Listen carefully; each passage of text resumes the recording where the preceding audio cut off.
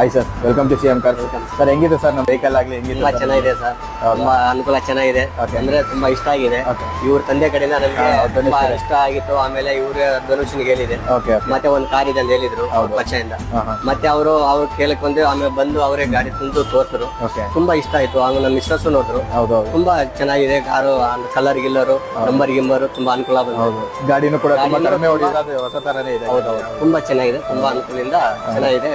ಮತ್ತೆ ನಮ್ಮ CM cars ಬಗ್ಗೆ ಒಂದೆರಡು ಮಾತಲ್ಲಿ ಏನ್ ಹೇಳ್ತೀರಾ ಸರ್? ಸರ್ವಿಸಿಂಗ್ ಆಗಲಿ ಸರ್ವಿಸ್ ಆಗ್ಲಿ ತುಂಬಾ ಚೆನ್ನಾಗಿದೆ. ಎಲ್ಲ ನೋಡಕ್ಕೆಲ್ಲ ಅನುಕೂಲ ತುಂಬಾ ಚೆನ್ನಾಗಿದೆ. ಗಾಡಿಗಳೆಲ್ಲ ಎಲ್ಲ ಗಾಡಿಗಳು ಚೆನ್ನಾಗಿದೆ.